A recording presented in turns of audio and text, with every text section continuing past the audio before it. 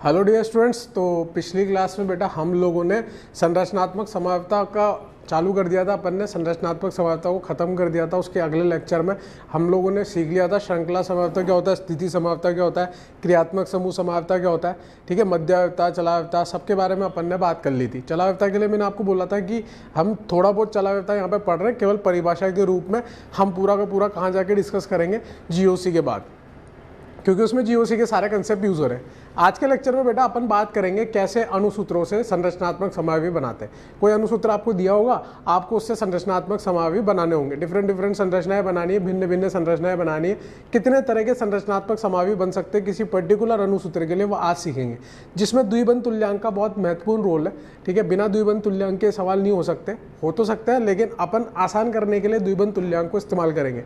वो वाली प्रैक्टिस भी आपकी हो जाएगी। ठीक है, उससे पहले मैं आपको एक प्रकार का सवाल करा रहा हूँ, जिसमें मैं आपसे पूछूंगा कि कितने इस यौगिक में भिन्न प्रकार के हाइड्रोजन है, या कितने इसके मोनोक्लोरो डेरिवेटिव बन सकते हैं, मतलब एकल क्लोरो व्युत्पन्न यौगिक बन सकते हैं। क्यों बोल रहा हूँ मैं ये सब आपको, क्योंकि आगे चल के ये चीज़ें इसमें काम आने वाली है। ठीक है, तो सबसे पहला क्वेश्चन ही अपन क्या लिखेंगे, क्वेश्चन लिखेंगे सबसे पहले।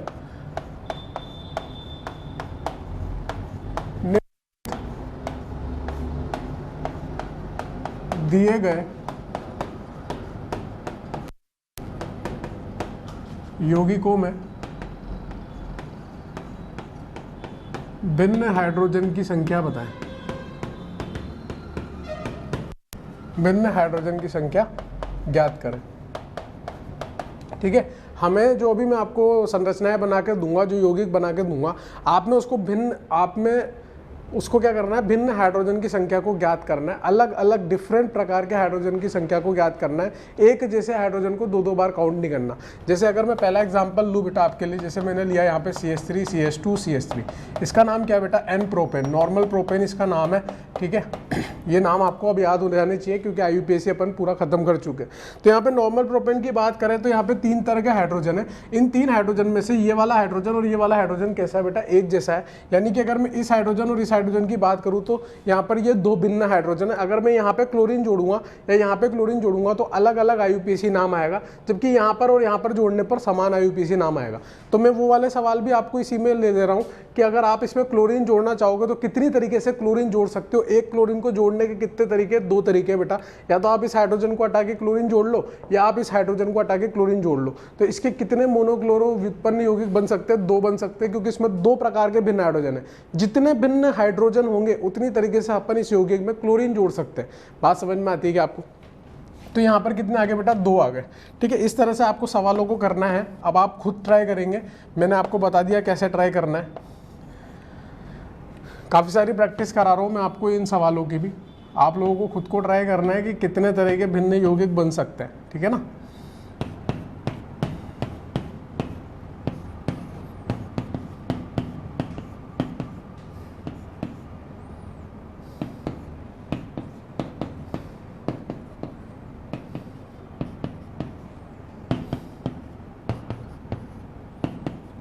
ये मैंने 6 सवाल लिखे बेटा। इन 6 सवालों के माध्यम से हमें समझ में आ जाएगा कि कितने तरीके के हाइड्रोजन किसी पर्टिकुलर यौगिक में हो सकते हैं और कितनी तरीके से उन हाइड्रोजन को हटा के हम क्लोरीन लगा के नए नए क्लोरीन वाले व्युत्पन्न यौगिक बना सकते हैं। अगर मैं यहाँ पे बात करूँ सेकंड नंबर वाले में, आप लोगों ने ट्राई किया होगा पोज करके, तो यहाँ पर देखूंगा तो ये वाला हाइड्रोजन और ये वाला हाइड्रोजन कैसा है, सेम है। इसका नाम क्या बेटा, N ब्यूटेन, 4 कार्बन का है, नॉर्मल ब्यूटेन है। अगर मैं इन दोनों हाइड्रोजन की बात करूँ द्वितीय वाले की, तो ये दोनों भी सेम आ रहे हैं, यानी कि केवल ये वाला हाइड्रोजन और ये वाला हाइड्रोजन ही अलग है। अगर मैं इन दोनों को देखूंगा तो ये दोनों सेम है, इन दोनों को देखूंगा तो ये दोनों सेम है। मुझे तो भिन्न हाइड्रोजन की संख्या याद करनी है, तो यहाँ पे केवल 2 भिन्न हाइड्रोजन है बेटा। जहाँ पे मैं क्लोरीन जोड़ूंगा तो अलग अलग IUPAC नाम आएगा। फिर अगर मैं तीसरे वाले की बात करूं तो आप ये वाला हाइड्रोजन भिन्न मान सकते हो, ये वाला मान सकते हो और ये वाला मान सकते हो। इन 3 जगह पे अगर मैं हाइड्रोजन हटा के क्लोरीन जोड़ूंगा तो 3 नए नाम निकल के आएंगे, जबकि यहाँ जोड़ूंगा तो वही नाम आएगा जो इस जगह पे आएगा, यहाँ जोड़ूंगा तो वही नाम आएगा जो इस जगह पे आएगा। बात समझ में आ रही? इस प्रकार से आपको सवाल ट्राई करने हैं। 4th 5th 6th एक बार आप पोस्ट करके ट्राई कर लो। तो चौथा वाला आपने जब ट्राई किया होगा तो यहाँ पर आपने देखा होगा कि ये वाला हाइड्रोजन भिन्न है भाई, ये वाला हाइड्रोजन भिन्न है, ये वाला हाइड्रोजन भिन्न है और ये वाला हाइड्रोजन भिन्न है। ये वाला और ये वाला हाइड्रोजन एक जैसा है। ये वाले सवाल मैंने आपको पहले भी कराए थे जब मैंने आपको एल्कील मूलक लिखना सिखाया था कि कैसे एल्कील मूलक लिखते हैं। उसको वापस रिवाइज भी करा दूंगा मैं। सारी संरचनाएं बना के नहीं बताऊंगा। एमाइल वेमाइल वाली बात याद रखो आप याद है अमाइल पेंट, अमाइल की बात करी थी, secondary amyl, active amyl, iso secondary active amyl, वो वाली बातें हैं, ठीक है ना। तो यहाँ पे बेटा 4 तरह के भिन्न हाइड्रोजन है, आप 5 तरह के नहीं बोल सकते, क्योंकि आप अगर इनमें से हाइड्रोजन को हटा के क्लोरीन जोड़ोगे तो केवल 4 ही IUPAC नाम आपको अलग मिलेंगे। अगर आप 5वां लिखने की कोशिश करोगे तो वो सेम ही आ जाएगा, ठीक है। 5वां आपने ट्राई किया होगा बेटा, आप यहाँ पे क्लोरीन जोड़ सकते हो, यहाँ पर क्लोरीन जोड़ सकते हो, यहाँ पर क्लोरीन जोड़ सकते हो, यहाँ पर जोड़ सकते हो, यहाँ पर जोड़ सकते हो, यहाँ जोड़ लो चाहे यहाँ जोड़ लो, यहाँ जोड़ लो चाहे यहाँ जोड़ लो, एक ही बात है। तो कितने तरह के भिन्न हाइड्रोजन है इसमें? तो बेटा 4 तरह के भिन्न हाइड्रोजन थे, इसमें 5 तरह के भिन्न हाइड्रोजन है। तो 5 तरह के इसमें मोनोक्लोरो डेरिवेटिव बन सकते हैं, एकल क्लोरो व्युत्पन्न यौगिक बन सकते हैं। बात समझ में आती है? 6th वाले में देखो, 6 वाले का नाम वेरी फेमस बेटा, आइसोओक्टेन। अब तक तो याद हो जाना चाहिए था, मैं उम्मीद कर रहा हूँ आपको याद होगा आइसोओक्टेन, जिसमें एक नियोपेंटेन का स्ट्रक्चर है और एक आइसोप्रोपेन का स्ट्रक्चर है। बात समझ में? एक आइसोप्रोपाइल ग्रुप लगा हुआ है, एक नियोपेंटाइल ग्रुप लगा हुआ है। ध्यान से देखोगे तो आप, ये नियोपेंटाइल ग्रुप है और इसमें ये आइसोप्रोपाइल ग्रुप है। 2 ग्रुपों को जोड़ दिया और उससे आइसोओक्टेन बन गया, ठीक है। अब यहाँ पे आपको भिन्न हाइड्रोजन ढूंढने बेटा, भिन्न हाइड्रोजन कैसे ढूंढोगे? ऐसा सोच के रखना है आपको कि हाइड्रोजन को हटा के अगर मैं हैलोजन जोड़ूं या क्लोरीन जोड़ूं, ठीक है, क्लोरीन से आसान रहता है सोचने में, हाइड्रोजन हटा के मैं क्लोरीन जोड़ूं तो IUPAC नाम अलग आना चाहिए। तो यहाँ पर जोड़ लो, यहाँ जोड़ लो, यहाँ जोड़ लो, यहाँ जोड़ लो, तीनों से क्या आएगा बेटा? सेम ही आएगा। यहाँ हाइड्रोजन है ही नहीं तो यहाँ से हटा ही नहीं सकते। दूसरा कहाँ से आएगा बेटा? यहाँ से। फिर तीसरा कहाँ से आएगा? यहाँ से। अब चौथा यहाँ से। आप यहाँ जोड़ लो चाहे यहाँ जोड़ लो, एक ही बात है। यहाँ जोड़ोगे तब भी वही नाम आएगा, यहाँ जोड़ोगे तब भी वही नाम आएगा।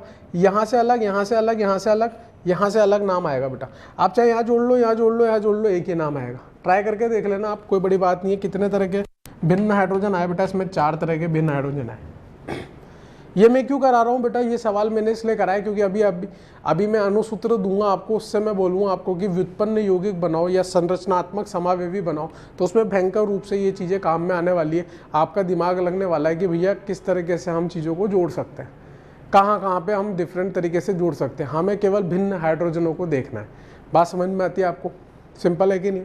चलो, एक तो बात ही हो गई बेटा अपनी, है ना। नेक्स्ट बात क्या है? नेक्स्ट बात मैंने अभी आपको बोला कि मैं आपको दोबारा रिवाइज करा देता हूँ कि एल्कील मूलक क्या होता है हमारा। वैसे तो मैंने आपको पढ़ा दिया था एल्कील मूलक, लेकिन फिर से मैं आपको एक बार रिवाइज करवा देता हूँ कि एल्कील मूलक कैसे होता है बेटा। आपको याद होगा यार, मैंने आपको बोला था कि यहाँ पे ये RH है, इसमें से मैं हाइड्रोजन को हटाता था, G को जोड़ता था तो यहाँ पे RG बन जाता था। तो ये जो R था बेटा, ये क्या था? हमारे लिए एल्कील मूलक था। याद आ गया आपको? ये R हमारे लिए एल्कील मूलक था और ये किसके लिए जिम्मेवार था बेटा? भौतिकी गुणधर्म के लिए। जबकि G क्या है? हमारा क्रियात्मक समूह, जो किसके लिए जिम्मेदार है? रासायनिक गुणधर्म के लिए।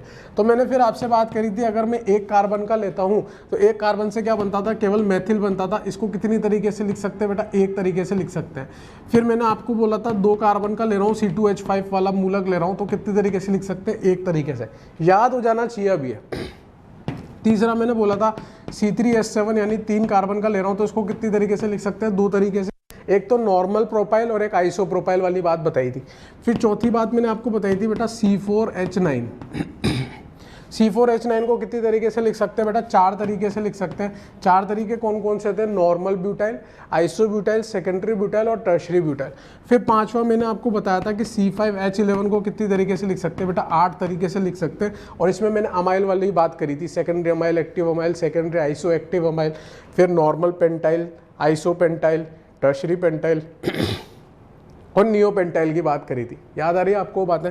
अब मैं ये क्यों बोल रहा हूँ बेटा, मान लो आपके पास फॉर्मूला आ जाए C5H11Cl। थोड़ी देर के लिए ऐसा सोच के देखो कि आपके पास फॉर्मूला आ गया C5H11Cl, ठीक है। अब आपको पूछेगा कि इसके कितने संरचनात्मक समावेवी बन सकते हैं, तो आप क्या देखोगे? सीधे सीधे इसमें C5H11 लगा हुआ है, यानी कि C5H11 की कितनी तरीके से हम संयोजकता मुक्त कर सकते थे?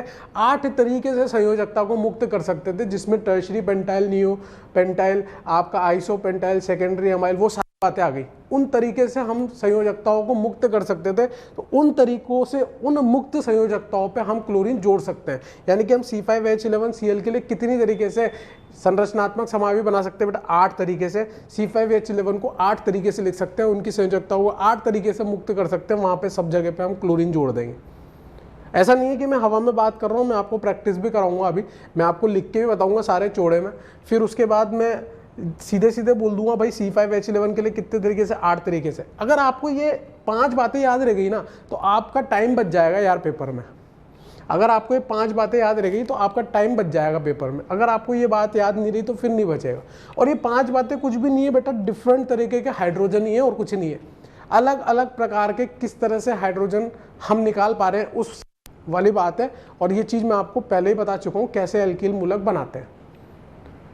ठीक है, अब अपन क्वेश्चन करना स्टार्ट करते हैं। जो हमारा मेन मुद्दा है वो क्या है, संरचनात्मक समावयवी को निकालना। ठीक है, अगर अपन ने संरचनात्मक समावयवी निकालना सीख लिया तो ये मान लो आपके 4 नंबर और पक्के हो जाएंगे।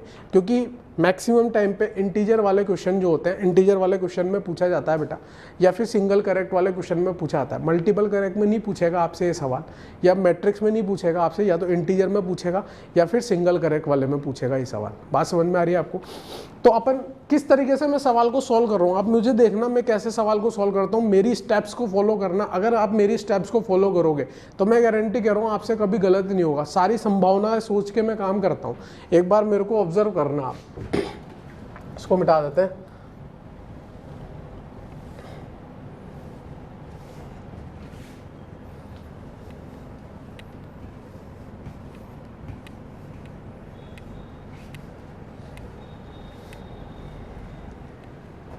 क्वेश्चन लिखेंगे बेटा,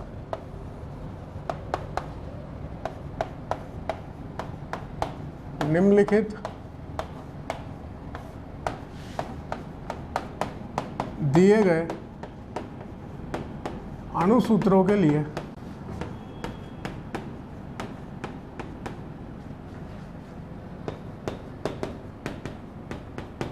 संरचनात्मक समावयवी बताएं। ये हमारा सवाल है बेटा कि दिए गए यौगिकों के लिए हमें, दिए गए अणुसूत्रों के लिए हमें संरचनात्मक समावयवी बनाने। जैसे मैं पहला सवाल ले रहा हूँ यार, पहला सवाल क्या है बेटा, C5H12। क्या है, C5H12। सबसे पहला काम जो मेरा होगा वो क्या होगा, मैं इसकी DU फाइंड करूंगा। मैं इसकी DU फाइंड करूंगा। वो क्यों कर रहा हूँ वो भी मैं आपको बताऊंगा। सबसे पहले तो आपको DU का सूत्र पता होना चाहिए, C+1 - H+X - n/2। वो मैंने आपको बताया था। तो यहाँ पे वो फॉर्मूला लगाओगे, वो सूत्र लगाओगे तो क्या आएगा, 5+1 12/2 यानी कि 0 आ गई। इस द्विबंध तुल्यांक से मुझे क्या पता चल रहा है कि जितने भी C5H12 के यौगिक बनेंगे उन सब की DU क्या होगी बेटा, 0 होगी। उसमें ना कोई एल्कीन आएगी, ना कोई एल्काइन आएगी, ना कोई चक्रीय एल्केन आएगी। तो मेरा काम कितना आसान हो गया आप देखो। मुझे केवल कौन से यौगिक बनाने, खुली श्रृंखला वाले बनाने, और कौन से बनाने, संतृप्त यौगिक बनाने जिसमें केवल और केवल सिग्मा बंध आते हो। तो मेरा काम कितना आसान हो गया। वरना मैं खेलता रहता, 5 कार्बन लेता, हाइड्रोजन को जोड़ता, कुछ ना कुछ और लगा के देखता, फिर गिनता कार्बन को, फिर गिनता हाइड्रोजनों को। उससे अच्छा ना मैंने DU निकाल लिया, मुझे आसानी हो गई कि यार भैया इसमें केवल एल्केन वाले बनेंगे, वो भी खुली श्रृंखला वाले। अब कैसे स्टार्ट करना है, DU पता चल गया, 0 आ रहा है, इसमें केवल सिग्मा बंध वाले बनेंगे। अब यहाँ पे 5 कार्बन दे रखे हैं तो आपको मैक्सिमम कार्बनों को लेके चलना है। हमने 5 कार्बन को ही उठाया, 5 कार्बन की मुख्य कार्बन श्रृंखला, मतलब ये जो 5 कार्बन लिख रहा हूँ, इस 5 कार्बन की क्या बनानी है बेटा, मुख्य कार्बन श्रृंखला। और इसको तब तक नहीं छोड़ना है जब तक इसकी सारी संभावनाएं खत्म ना हो जाए। तो 5 कार्बन की मुख्य कार्बन श्रृंखला कैसी बन सकती है ये, क्या इसके अलावा मैं 5 कार्बन को और तरीके से सेट कर सकता हूँ क्या, नहीं। अब जब मेरे पास सारी संभावनाएं खत्म हो जाएगी तो मैं नेक्स्ट मूवमेंट करूंगा, एक कार्बन मुख्य कार्बन श्रृंखला में कम करूंगा और एक कार्बन का क्या बनाऊंगा, प्रतिस्थापी। तो 4 कार्बन का तो बेटा हमारे लिए क्या हो गया, अब मुख्य कार्बन श्रृंखला हो गई, और एक कार्बन का क्या हो गया, मेरे लिए प्रतिस्थापी हो गया। अब एक कार्बन के प्रतिस्थापी को मुझे 4 कार्बन पे सेट करना है, तब तक करते रहूँगा जब तक सारी संभावनाएं खत्म नहीं हो जाए। जैसे मैंने यहाँ पे 4 कार्बन ले लिए, अब मैं इसमें एक कार्बन के प्रतिस्थापी को लगा के देखूंगा कि कहाँ पे लगेगा, और जिससे कि मेरा भिन्न संरचना आती रहे और पहले वाली संरचना भी रिपीट नहीं हो। अगर मान लो मैंने पहले कार्बन पे एक कार्बन को लगा दिया तो ऊपर वाला ही बन जाएगा। तो मैं कहाँ लगाना पसंद करूंगा बेटा, दूसरे कार्बन पे, ये दूसरा यौगिक बन गया। अगर मैं इसको तीसरे कार्बन पे लगाऊंगा तो ये का यही आएगा, नाम सेम है। चौथे पे लगाऊंगा तो यही आएगा, यानी कि मेरे 4 कार्बन प्लस एक कार्बन वाले का केवल यही संभवता बनती है। अब जब मैं इसमें हार चुका हूँ कि इसके अलावा और कुछ नहीं बन सकता, तो फिर मैं नेक्स्ट क्या करूँगा बेटा, एक कार्बन और कम करूँगा मुख्य कार्बन श्रृंखला में, और फिर क्या करूँगा, 2 कार्बन का प्रतिस्थापी लूँगा। अब जब मैंने 2 कार्बन का प्रतिस्थापी लिया है तो 2 कार्बन का प्रतिस्थापी भी 2 तरीके से आ सकता है। दोनों कार्बन साथ आ जाए और 1 कार्बन प्लस 1 कार्बन आ जाए, 2 कार्बन साथ आ जाए, ये 1 कार्बन प्लस 1 कार्बन आ जाए प्रतिस्थापी के लिए, और 3 कार्बन की मुख्य कार्बन श्रृंखला के साथ खेलना है। तो जब मैं 3 कार्बन की मुख्य कार्बन श्रृंखला के साथ खेल रहा हूँ, अगर मैंने दोनों कार्बनों को साथ में ले लिया, ये तो मेरी मुख्य श्रृंखला हो गई, अगर मैंने दोनों कार्बन को साथ में ले लिया तो बताओ ये ऊपर वाली संरचना लिखी हुई क्या, इसका नाम है 2 मेथिल ब्यूटेन, इसका नाम भी क्या है बेटा 1 2 3 4 2 मेथिल ब्यूटेन, यानी कि ये तो रिपीट हो गई, ऊपर वाली लिखी हुई है, तो हमें रिपीट नहीं करना है, हमें तो अलग अलग संरचना बनानी है। हम तो एक प्रोसीजर फॉलो कर रहे हैं ताकि हमसे कुछ छूट ना जाए, ताकि हमसे कुछ छूट ना जाए। बात समझ में आ रही है? तो यानी कि ये नहीं हो सकता क्योंकि ये तो ऑलरेडी लिखा हुआ है, यानी कि 2 कार्बन साथ वाला केस काट दिया अपन ने। अब क्या बचा बेटा, 1 कार्बन प्लस 1 कार्बन, 3 कार्बन की हमने मुख्य कार्बन श्रृंखला ली और उसमें 1 कार्बन और 1 कार्बन का प्रतिस्थापी लगा दिया। अब आप 2 कार्बन वाला लोगे और 3 कार्बन का प्रतिस्थापी बनाओगे तो कभी बनेगा ही नहीं बेटा। क्यों नहीं बनेगा? क्योंकि 2 कार्बन पे आप कुछ भी लगा लो, ऐसी की ऐसी संरचनाएं रिपीट होने लग जाएंगी। तो यहां से मुझे क्या पता चला, देखो C5H12 के कितने यौगिक बन सकते हैं बेटा, 3 यौगिक बन सकते हैं, 3 संभावना है, 3 संरचनात्मक समावेवी है। 3 संरचनात्मक समावेवी क्यों बोला?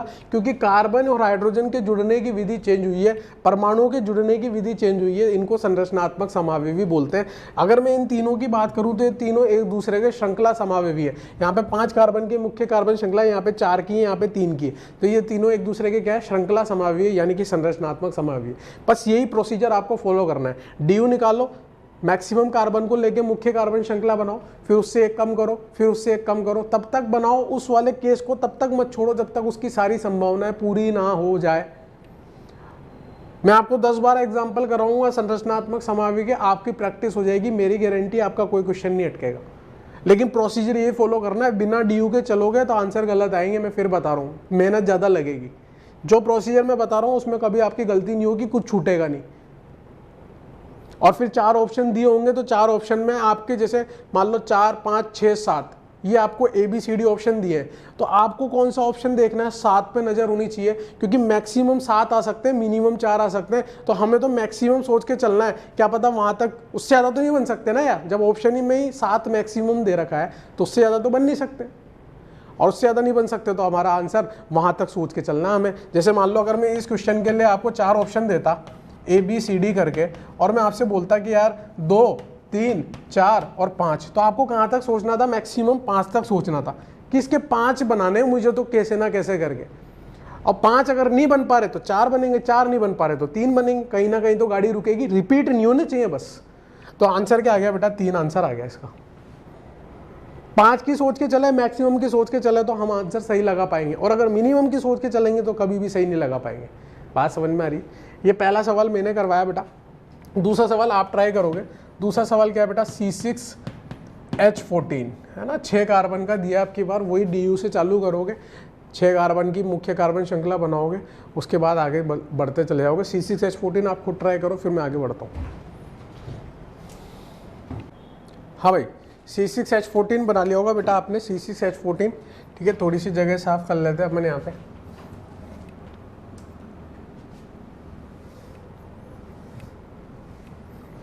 चलो, तो C6H14 में सबसे पहले आपने बेटा DU निकाला होगा, और DU क्या आ रहा होगा आपका, DU आपने निकाला होगा तो 6 + 1 - 14/2, यानी कि आपका DU आ गया बेटा 0। और 0 आते ही मुझे पता चल गया कि केवल और केवल खुली श्रृंखला वाले एल्केन बनेंगे। तो आपने चालू किया होगा तो 6 कार्बन की मुख्य कार्बन श्रृंखला ली होगी, और 6 कार्बन की मुख्य कार्बन श्रृंखला पहले आपने ये बना दिया होगा।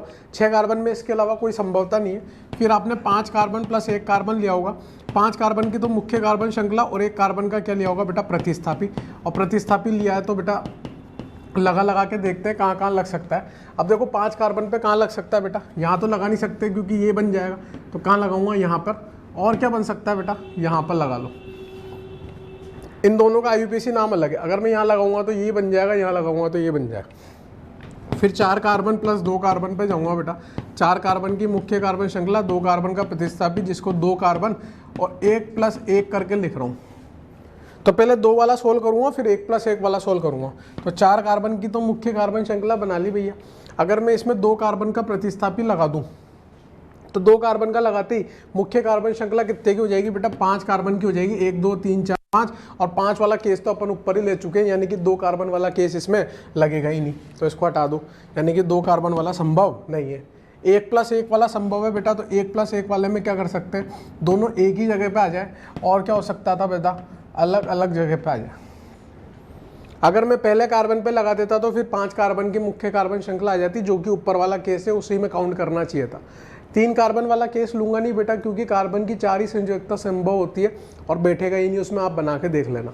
तो यहाँ पे कितने आंसर आ रहा है बेटा? अपना आंसर आ रहा है 5।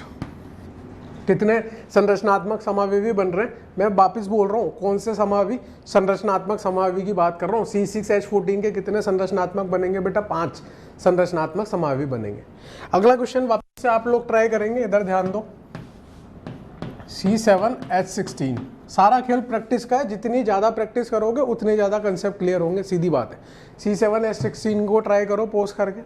ट्राई किया होगा तो आपकी यहाँ पे DU कितनी आ रही होगी भैया? 0 आ रही होगी, ठीक है ना। 7 + 1 8 - 8 0 आ रही होगी। 0 का मतलब क्या होगा बेटा? सिर्फ और सिर्फ खुली श्रृंखला वाले एल्केन बनेंगे। कहाँ से चालू करूँगा? 7 कार्बन की मुख्य कार्बन श्रृंखला से चालू करूँगा। बना दिया भैया, 1 2 3 4 5 6 7 कार्बन की। बंद रेखीय सूत्र में बनाऊंगा, जल्दी बनते हैं। अगर आप वो कार्बन कार्बन कार्बन लिख के बनाओगे तो टाइम ज़्यादा लगेगा, बंद रेखीय सूत्र में बनाओगे तो टाइम कम लगेगा। प्रैक्टिस करो इसी की। 6 कार्बन + 1 कार्बन, 6 कार्बन की मुख्य कार्बन श्रृंखला लेनी है। अब 6 कार्बन मैंने ये बना लिए, 1 2 3 4 5 6। अब मैं इसको ऐसे भी सोल्व कर सकता था कि यहाँ तो बनेगा नहीं, यहाँ और यहाँ, तो एरो बना के भी कर सकता था, लेकिन मैं गड़बड़ नहीं करना चाहता। मैं यहाँ पे एक बार बना लूँगा, थोड़ी सी मेहनत ज़्यादा लगेगी। एक बार यहाँ बना लूँगा, यहाँ बनाओ चाहे यहाँ बनाओ सेम है, यहाँ बनाओ चाहे यहाँ बनाओ सेम है। मतलब भिन्न हाइड्रोजन ढूंढने हैं यार। अभी आपको जो पढ़ा के आया ना मैं, भिन्न हाइड्रोजन, इसमें कितने प्रकार के, अगर ये ये केवल हेक्सेन होता, ये वाला नॉर्मल हेक्सेन, तो उसमें कितने भिन्न हाइड्रोजन है यार? 1 2 3 भिन्न हाइड्रोजन है। पहले पे लगा नहीं सकते क्योंकि पहला वाला तो हो ही गया। दूसरे और तीसरे पे लगा सकते थे, तो दूसरे और तीसरे पे लगा दिया। अपन लेंगे बेटा 5 कार्बन + 2 कार्बन वाली बात, ये मुख्य कार्बन श्रृंखला होगी, और 2 कार्बन का प्रतिस्थापी भी हो सकता है और 1 कार्बन + 1 कार्बन का प्रतिस्थापी भी हो सकता है। आप लोगों का आंसर बेटा 8 तक तो आपने बना लिए होंगे। आप एक भूलोगे, वो मैं भूल लोगे जो बता दूंगा आपको। मेरे को पता है आप लोग कौन सा भूलते हो, ठीक है ना। तो 5 कार्बन की बात, तो 5 कार्बन मैंने पहले तो मुख्य कार्बन श्रृंखला बनाई। इसमें कितने तरह के हाइड्रोजन है यार? 1 2 3 तरह के भिन्न हाइड्रोजन है, जिसमें से एक तो अपने काम का ही नहीं है, क्योंकि वहां पे अगर लगाऊंगा तो ऊपर वाला केस ही आ जाएगा। तो यानी कि कितने भिन्न हाइड्रोजन है बेटा? ये 2 भिन्न हाइड्रोजन है। तो अपन क्या करेंगे, 2 कार्बन वाला लेते हैं। अगर मैंने यहाँ 2 कार्बन फंसा दिए ऐसा करके, तो यहाँ पे कितने कार्बन की मुख्य श्रृंखला आ जाएगी? 1 2 3 4 5 6 की आ जाएगी। वो ऊपर वाला केस हो गया बेटा, तो यहाँ पे तो अपन लगा नहीं सकते। और अब मैं वो वाला लिख रहा हूँ जो आप हमेशा भूलते हो, ये वाला केस हमेशा भूलते हो। इस पे गोला लगा के स्टार लगा लेना बेटा, ताकि आप आगे से कभी भूलो नहीं। मैक्सिमम बच्चे इसको भूल जाते हैं, ठीक है ना। ये वाला जो है, इसमें 5 कार्बन की मुख्य कार्बन श्रृंखला है और 2 कार्बन का प्रतिस्थापी लगा हुआ है। अब मेरे को 1 कार्बन + 1 कार्बन वाला लेना है, क्योंकि 2 कार्बन के प्रतिस्थापी वाला मैंने केस ले लिया है, ठीक है ना। देखो मैं आपके लिए इतनी मेहनत कर रहा हूँ, तो मैं उम्मीद करता हूँ कि आप लोग मेरे साथ साथ ट्राई कर रहे होंगे, ठीक है। मैं पोस्ट करने को बोलता हूँ तो ट्राई करते होंगे, नहीं करते तो फिर यार क्लास भी मत किया करो। मैं तो आपको सीधे बोल रहा हूँ, ऐसे नंबर नहीं आएंगे। मैं इतना लाड़ में नहीं रखता हूँ, ठीक है ना। तो यहाँ पर 5 कार्बन और 1 कार्बन + 1 कार्बन की बात करूँ तो दोनों कार्बन कहाँ आ सकते हैं बेटा? एक ही जगह पे आ सकते हैं। और कहाँ आ सकते हैं? दोनों कार्बन बीच वाले पे आ सकते हैं। और कहाँ आ सकते हैं बताओ? 2 कार्बन अलग अलग हाइड्रोजन की जगह पे आ सकते हैं। और कहाँ आ सकते हैं बताओ? 2 कार्बन अलग अलग हाइड्रोजन की जगह पे आ सकते हैं, दूर दूर, पास पास, दूर बहुत दूर। बात समझ में आई? फिर एक केस वो लेते हैं बेटा 4 कार्बन + 3 कार्बन वाला। अब 4 कार्बन की तो मुख्य कार्बन श्रृंखला लेंगे और 3 कार्बन का प्रतिस्थापी, तो 3 कार्बन में 3 कार्बन का आ सकता है, 2 कार्बन + 1 कार्बन का आ सकता है, और 1 + 1 + 1 का आ सकता है। 3 कार्बन वाला हम लेंगे नहीं, क्योंकि 3 कार्बन का प्रतिस्थापी लेते ही वो क्या हो जाएगा? मुख्य कार्बन श्रृंखला लंबी हो जाएगी। 2 कार्बन प्लस 1 कार्बन के बारे में सोचते हैं। अगर मैंने यहाँ पे 4 कार्बन की श्रृंखला ले ली, अगर इसमें मैंने कहीं पर भी 2 कार्बन लगा दिए तो उसमें 5 कार्बन हो जाएंगे मुख्य कार्बन श्रृंखला में। तो यानी कि 2 कार्बन प्लस 1 कार्बन वाला केस भी खत्म हो गया, बचा 1 + 1 + 1 वाला। तो 1 + 1 में क्या कर सकते हैं, एक कार्बन पे 2 से ज़्यादा तो लगा नहीं सकते और दूसरे वाले पे 1 लगा लो, चाहे इस पे 2 लगाओ चाहे इस पे 2 लगाओ, एक ही बात है। तो गिनो कितने केस आ गए बेटा, 1 2 3 4 5 6 7 8 और 9। तो आंसर क्या आ गया बेटा हमारा इसके लिए, 9 तरह के संरचनात्मक समावि बन सकते हैं। ठीक है, आपको तो जो ऑप्शन में दिए होंगे उसमें से मैक्सिमम वाला केस ढूंढना है। इंटीजर वाले में आपको मशक्कत करनी पड़ेगी। इंटीजर वाले में मशक्कत क्यों करनी पड़ेगी, वहाँ पे आपके पास ऑप्शन नहीं है, तो आपको फुल प्रैक्टिस होनी चाहिए उसके लिए। तो इसके 9 बनेंगे बेटा। इतनी पॉसिबिलिटीज़ है, बात समझ रहे हो, इतनी ज़्यादा पॉसिबिलिटीज़ है। अब वो एल्कील मूलक वाली बात ध्यान रखना आप कि 1 कार्बन के लिए 1, 2 कार्बन के लिए 1, 3 कार्बन के लिए 2, 4 कार्बन के लिए 4, 5 कार्बन के लिए 8। वो बहुत इंपॉर्टेंट है, वो बहुत आसान कर देगा आपके सवालों को। अभी देखते हैं कैसे। ये 3 तक तो मैंने लिख दिया, चौथा इधर करवा रहा हूँ बेटा। थोड़ा सा वेराइटी बदलता हूँ। ये तो नॉर्मल एल्केन वाले थे जिसमें हम श्रृंखला वंखला की बात करते हैं। ठीक है, अगर देखो, इधर आओ, इधर वापस इधर आओ। अगर मैं इस केस को इस केस से कंपेयर करूं तो ये दोनों एक दूसरे के क्या हैं, श्रृंखला समावि। ये क्या है, श्रृंखला समावि। ये क्या है, श्रृंखला समावि। मतलब मुख्य कार्बन श्रृंखला जिनमें भी बदल रही है वो सब श्रृंखला समावि है। लेकिन अगर मैं 6 कार्बन प्लस 1 कार्बन के दोनों यौगिकों को देखूं तो ये दोनों एक दूसरे के क्या है, स्थिति समावयवी। अरे है कि नहीं है यार, ये दोनों एक दूसरे के क्या है, स्थिति समावि। ये दोनों एक दूसरे के क्या है, साइड चेन चेंज हो रही है भाई, साइड चेन। तो साइड चेन चेंज होने पर क्या बोलते हैं बेटा, बोल ही नहीं रहे हो यार। साइड चेन चेंज होने पर क्या बोलते हैं, श्रृंखला समावि। और बाकी की क्या है, स्थिति समावि। तो ये सब संरचनात्मक ही तो है। बात समझ में आ रही है आपको। चलो नेक्स्ट केस लेते हैं बेटा, C4H9Cl। अब देखो, कुछ बच्चे जो मेरी बात को समझ गए होंगे उनको देख के ही इसका आंसर पता चल गया होगा। इसको देख के मतलब कैसे, पहले तो आप चलो पोस्ट करके ट्राई करो, पोस्ट करके ट्राई करो, नहीं तो क्या है, गड़बड़ हो जाएगी। चलो अब इधर आ जाओ। अब आपने क्या करा होगा बेटा, इसको ऐसे लिख दिया होगा C4H9 और SSCl। और C4H9 के कितने तरीके के समावयवी भी बन सकते हैं बेटा, 4 तरीके से C4H9 को लिख सकते हैं। तो सीधे सीधे आंसर तो 4 आ गया। जिन बच्चों ने ऐसे किया है उनके लिए बहुत ही शाबाशी है, और जिन्होंने नहीं किया वो एक बार समझ लें कैसे। मैं आपको पूरा चौड़े में लिख के भी बता रहा हूँ। एक तरीका क्या था बेटा, ब्यूटेन था और एक आइसोब्यूटेन था। ब्यूटेन में कितने तरह के हाइड्रोजन थे यार, 2 तरह के हाइड्रोजन थे। तो यहाँ पर क्लोरीन जोड़ सकता हूँ, ये क्या है, नॉर्मल ब्यूटाइल क्लोराइड। दूसरा तरीका क्या है बेटा, यहाँ पर क्लोरीन जोड़ सकता हूँ, ये क्या है, सेकेंडरी ब्यूटाइल क्लोराइड। फिर 3 कार्बन वाली लूँगा, उसमें एक मेथिल को ऐसा लगा सकता हूँ मैं। अब मेरे को क्लोरीन जोड़ना है, यहाँ पे कितने तरह के भिन्न हाइड्रोजन है, ये तीनों हाइड्रोजन तो एक जैसे, ये वाला और बीच वाला हाइड्रोजन अलग अलग है। तो चाहे मैं यहाँ जोड़ लूँ चाहे मैं यहाँ जोड़ लूँ, ये 4 के अलावा कोई और संभव पॉसिबिलिटी नहीं है, कोई संभवता नहीं है इसके लिए। किसके लिए, C4H9Cl के लिए। ये वाला देखूंगा तो ये कौन सा है बेटा, आइसोब्यूटाइल क्लोराइड, और ये कौन सा है बेटा, टर्शरी ब्यूटाइल क्लोराइड। तो नॉर्मल, सेकेंडरी, आइसो और टर्शरी। मैं तो आपसे सीधे बोल रहा था यार, C4H9 के 4 संभव है। अगर आप वो चीज़ याद रख लो, 5 तक बोल रहा हूँ, केवल 5 तक, अगर वो 5 तक आप याद रख लो, चाहे मैं यहाँ क्लोरीन लगा दूँ, चाहे मैं यहाँ NH2 लगा दूँ, चाहे मैं यहाँ OH लगा दूँ, चाहे मैं यहाँ CHO लगा दूँ, कुछ भी लगा दूँ यार, अगर पीछे आपको C4H9 दिख रहा है तो उसकी संभवता 4 ही तरीके से। कैसे, एक बार यहाँ पे, एक बार यहाँ पर, एक बार यहाँ पर और एक बार यहाँ पर। अब यहाँ पे क्लोरीन की जगह चाहे आप OH लगा लो चाहे NH2 लगा लो, उससे कोई फर्क नहीं पड़ने वाला। C4H9 के साथ कितनी संभवता है, केवल 4। अब आप सीधे आंसर दे सकते हो। देखो अगले सवाल का,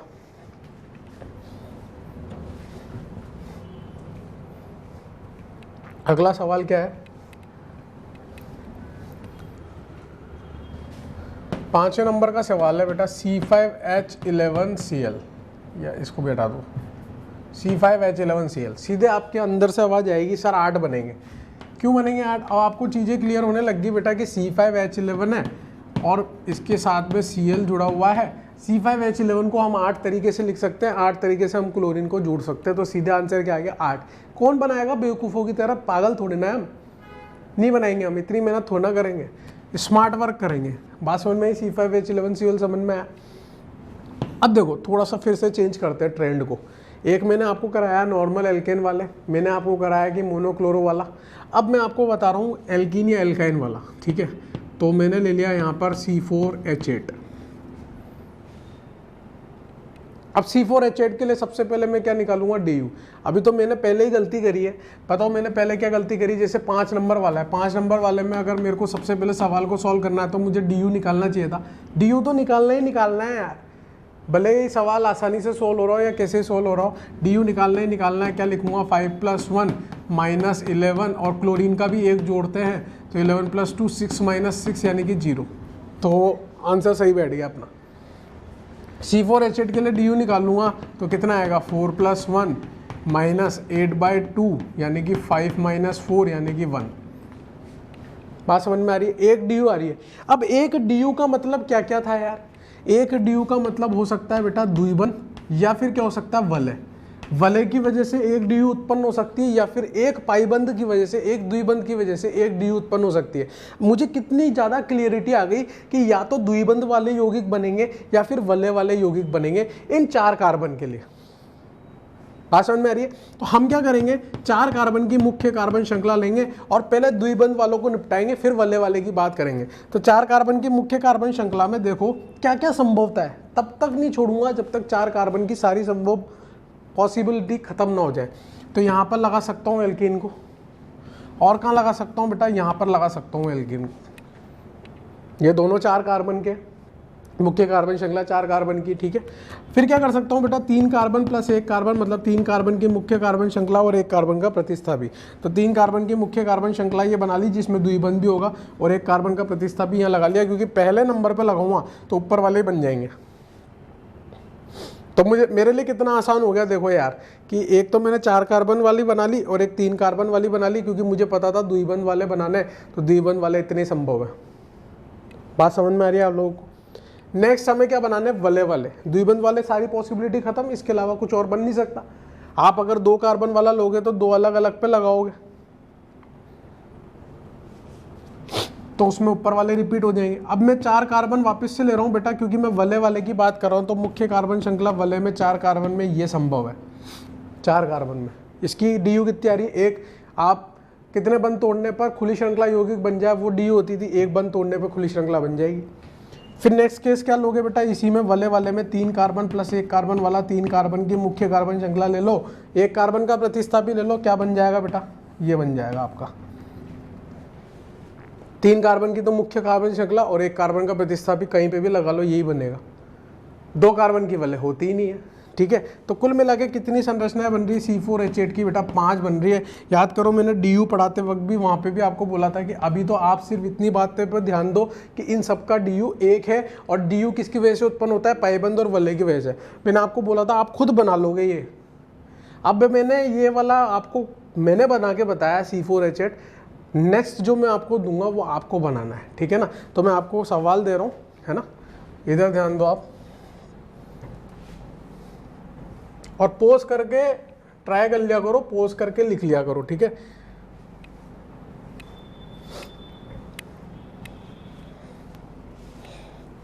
नेक्स्ट नंबर क्या है, 7वां नंबर है बेटा। आप ट्राई करोगे C4H6, आप C4H6 ट्राई करो, चलो ट्राई करो। हाँ भाई, C4H6 में सबसे पहले क्या निकाला होगा मक्कारो, DU कितनी आएगी, 4 + 1 - 6/2 यानी कि 5 - 3, 2 आ रही है। अब 2 DU का मतलब क्या क्या बताया था आपको, बताओ। 2 DU का मतलब क्या हो सकता था बेटा, 2 द्विबंध आ जाए, 1 त्रिबंध आ जाए, 1 द्विबंध + वलय आ जाए। जिन बच्चों ने ऐसे सोच के किया होगा उनका आंसर तो सही आ गए होंगे, या फिर वलय + वलय आ जाए, ठीक है। ये 4 पॉसिबिलिटी बनती है। अब मुझे पता है कि मुझे इन 4 चीज़ों पे फोकस करना है, 2 द्विबंध, 1 त्रिबंध, 1 द्विबंध + वलय + वलय + वलय, है ना। ये 4 तरह के यौगिक बन सकते हैं। तो सबसे पहले तो मैं 2 द्विबंध वाले की बात करूं, 4 कार्बन है, 2 द्विबंध कैसे आ सकते हैं, यहाँ आ जाए, यहाँ आ जाए। कार्बन की संयोजकताओं के साथ छेड़छाड़ नहीं करनी, कार्बन की 4 ही संयोजकता होती है, उसको तो मेंटेन करके रखना ही पड़ेगा आपको। फिर आप बात करोगे 4 कार्बन की मुख्य कार्बन श्रृंखला में 2 द्विबंध ऐसे भी आ सकते हैं। फिर आप बोलोगे सर हम तो 3 कार्बन का बनाना चाहते हैं, 3 कार्बन में हम 2 द्विबंध फिट कर देंगे ऐसे करके, तो ये कार्बन की 5 संयोजकता होगी। क्या ये संभव है बेटा, ये संभव नहीं है, काटो इसको। तो केवल 4 कार्बन में ये 2 ही चीजें संभव है, 2 द्विबंध वाले में। पहला केस खत्म, निपटा दिया उसको। त्रिबंध वाले की बात करते हैं अब। त्रिबंध वाले में क्या हो सकता है बेटा, 4 कार्बन लिए, पहले कार्बन पे त्रिबंध आ जाए। फिर क्या हो सकता है बेटा, त्रिबंध कुछ इस तरीके से आ जाए। फिर आप बोलोगे सर हम तो 3 कार्बन में करना चाहते हैं, त्रिबंध बनाएंगे, कार्बन की 5 संयोजकता हो सकती है, नहीं तो काटो इसको, संभव नहीं है ये। बात समझ में आई? तो वो त्रिबंध वाला केस भी खत्म। अब आता है नेक्स्ट केस, पाई प्लस वलय वाला। तो कितना आसान हो गया चीजें। मुझे पता है कि क्या क्या बनाना है मेरे को, 2 द्विबंध बनाना है, त्रिबंध वाला बनाना है, दोनों केस बना लिए। अब पाई प्लस वलय, अगर मेरे को डीयू नहीं पता होती ना तो मैं कितने लफड़े में फंस जाता। आप सोचो कि यार मैं खुद से सोच रहा होता, एक एक चीजें ट्राई कर रहा होता। अब मुझे पता है इन 4 केस के अंदर में मेरे को चीजें ट्राई करनी है, कितना आसानी हो गई अपने को। पाई प्लस वलय वाले में बात करें तो 4 कार्बन में ये ऐसे बन सकती है वलय, लेकिन इसकी डीयू तो अभी एक ही आई है, यानी कि एक पाइबंध बनाना पड़ेगा अंदर। अब आ गई इसकी डीयू 2। फिर 3 कार्बन की ओर चलेंगे, 3 कार्बन तक वलय बन सकती है भाई। तो 3 कार्बन में क्या क्या बन सकता है, पाइबंध अंदर आ जाए, संयोजकता 1 रह जाए बाहर, मतलब प्रतिस्थापी 1 रह जाए। ऐसा भी तो हो सकता है 3 कार्बन में प्रतिस्थापी यहाँ आ जाए, देखो दोनों का यूपीएससी नाम अलग आएगा। और एक ऐसा भी तो हो सकता है कि द्विबंध बाहर ही आ जाए, ऐसा भी तो केस हो सकता है। तो ये सारे केस हो गए पाई प्लस वलय वाले, है ना, पाई प्लस वलय। 4 कार्बन की ले ली हमने, 3 कार्बन की ले ली, पाई प्लस वलय वाले भी केस खत्म। अब कौन सा है, वलय प्लस वलय। तो वलय प्लस वलय में आपको दिक्कत आएगी बेटा, लेकिन मैंने आपको बाईसाइक्लिक यौगिक पढ़ा दिया। ये 2 वलय हो गई, एक ही वलय में देखो इसका डीयू कितना आ रहा है, 2 आ रहा है। यहाँ पर आप देखो कितने बन गए अपने, 4 तो अपने खुली श्रृंखला वाले बने और 5 अपने कैसे बने बेटा, वलय वाले बन गए। तो यानी कि आंसर कितना आ गया हमारे लिए, 9 आंसर आ गया। इसके कितने संरचनात्मक समय भी बन सकते हैं, 9। मैं आपको डिफरेंट वैरायटी के सवाल करा रहा हूँ, आपको मैं सोचने का जरिया दे रहा हूँ किस तरीके से आपको सवालों को करना है, किस तरीके के सवाल पूछे जा चुके हैं या पूछे जाएंगे। बात समझ में आ रही है? अब जो मैं नेक्स्ट सवाल लिखने जा रहा हूँ वो तो जेई और नीट में पता नहीं कितनी बार आ चुका है। आओ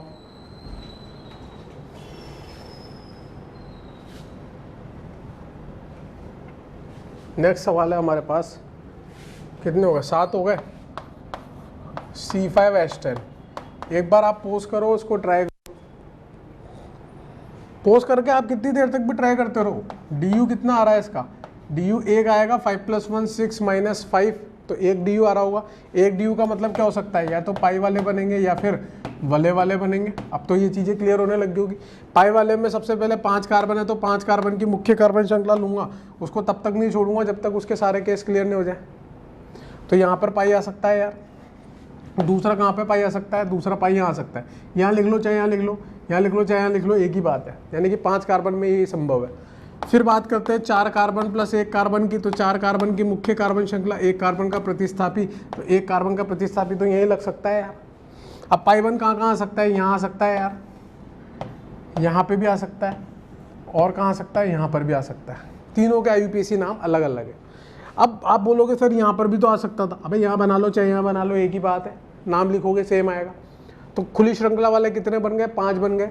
अब 3 कार्बन पे नहीं जाएंगे बेटा, 3 कार्बन पे जाते हैं कार्बन की संयोजकता बिगड़ जाएगी, 4 से ज़्यादा संयोजकता होती नहीं है। तो अब किस पे जाएंगे, वलय वाले पे। तो वलय वाले के लिए वापस से चालू करेंगे, 5 कार्बन की वलय हो सकती है, फिर 4 कार्बन प्लस 1 कार्बन की वलय हो सकती है। तो 4 कार्बन और 1 कार्बन की प्रतिस्थापी लगा दिया उसमें। फिर क्या हो सकता है बेटा, 3 कार्बन प्लस 2 कार्बन ले सकता हूँ, 3 कार्बन की वलय हो सकती है और 2 कार्बन का प्रतिस्थापी कैसे आ सकता है, 2 कार्बन ही आ जाए और 1 + 1 आ जाए, ठीक है। तो 2 कार्बन कैसे आ सकते हैं, इकट्ठे आ जाते हैं, ये भी भूल जाते हैं जनरली लोग। और क्या बन सकता है बेटा, 1 + 1 वाले में दोनों एक साथ आ जाएं और अलग अलग कार्बन पा जाए। तो कैसे मैं सवाल को सोल्व कर रहा हूँ, देखो आप, मैं 5 कार्बन लेता हूँ, फिर 4 लेता हूँ, फिर 3 लेता हूँ, उनको बना कर देखता हूँ, उनकी संभावनाएं चेक करता हूँ, फिर ये चेक करता हूँ कि क्या संयोजकता बिगड़ तो नहीं गई। सबसे पहले चालू करते वक्त डीयू लिखता हूँ, डीयू से मुझे आइडिया लग जाता है कि भैया कौन कौन से यौगिक बन सकते हैं। तो यहाँ पर कितने यौगिक बने, खुली श्रृंखला वाले 5 और वलय वाले 5, यानी कि टोटल 10। वेरी वेरी इंपॉर्टेंट, बहुत बार जेई में पूछा जा चुका है, बहुत बार नीट में पूछा जा चुका है ये वाला सवाल, C5H10 वाला, ठीक है। 8 सवाल हो गए, 9th सवाल लिख रहा हूँ बेटा आपके लिए, आपको खुद को ट्राई करना है, थोड़ा सा क्रियात्मक डालते हैं पिक्चर में, जैसे अपन ने क्लोरीन डाला था वैसे ही और चीज़ें डालते हैं अब क्लोरीन की जगह। डस्टर महाशय गंदे हो गए, ज़्यादा ही गंदे हो गए यार। कोशिश करते हैं देखे साफ करने की, हो जाए तो कोई बात नहीं। 9th नंबर वाला आप ट्राई करोगे, C3H9N दिया है मैंने आपको। इसके एमीन बनाने, कितने तरीके के एमीन बन सकते हैं, DU से चालू करना है बेटा, ठीक है। 10वां नंबर दे रहा हूँ, अब मैं देते जा रहा हूँ, आप ट्राई करते जाओ, आपको फिर मैं बता दूंगा एंड में कि आंसर क्या आने वाला है। फिर नेक्स्ट क्या दे रहा हूँ मैं आपको, C4H10O दे रहा हूँ, फिर मैं आपको दे रहा हूँ C4H8O, है ना। और C4H8O के आपको क्या बनाना है, केवल अल्डिहाइड और कीटोन, अल्डिहाइड एवं कीटोन, ठीक है। C4H10O में तो आप खुद ट्राई करना क्या बनेगा। फिर आपको मैं दे देता हूँ C7H8O 8-4, ठीक है। बेंजीन वलय, केवल बेंजीन वलय वाले बनाने, आप कंस्टेंट लगा दिया, सारे नहीं बनाने, बेंजीन वलय वाले बनाने। 9 से लेकर 12 तक आप पोस्ट करके ट्राई करो, 9 से लेकर 12 तक पोस्ट करके ट्राई करो। 9th वाला आपने किया होगा बेटा, तो 9th वाले को डिस्कस करते हैं इधर की तरफ।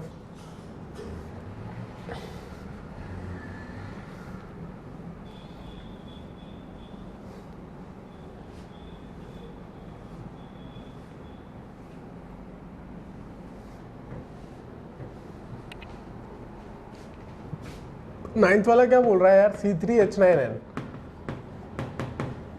DU निकाली होगी आपने तो 3 + 1 - 9, नाइट्रोजन की माइनस होती है बेटा, तो 4 - 4 आ गया, यानी कि 0 आ गई, यानी कि केवल और केवल सिग्मा बंद वाले बनेंगे। अब C3H9N है, नाइट्रोजन आ रहा है, यानी कि अमीन बनाएगा बेटा। और अमीन कौन कौन से हो सकते हैं, 1 डिग्री भी हो सकता है, 2 डिग्री भी हो सकता है, 3 डिग्री भी हो सकता है। तो पहले तो 1 डिग्री वाले ख़त्म करते हैं। तो 1 डिग्री वाले में मैंने आपको बताया था C3H7, और यहाँ पर क्या लिखूँगा बेटा, NH2। और C3H7 को कितनी तरीके से सेट कर सकता हूँ बेटा, मैं 2 तरीके से सेट कर सकता हूँ, सीधे सीधे लिखूँगा यार। C3H7 को 2 तरीके से सेट कर सकता हूँ, यानी कि 1 डिग्री अमीन कितने बनेंगे, 2, एक तो नॉर्मल प्रोपाइल और दूसरा कौन सा बनेगा, आइसोप्रोपाइल, ठीक है। फिर 2 डिग्री अमीन की बात करूं तो यहाँ पर NH लिखूंगा, इधर CH3 और इधर C2H5। और CH3 C2H5 दोनों को सेट करने के कितने तरीके, एक ही तरीका है बेटा। CH3 को भी मैं एक ही तरीके से लिख सकता हूँ, C2H5 को भी एक ही तरीके से लिखता हूँ, तो एक 2 डिग्री अमीन आ गया।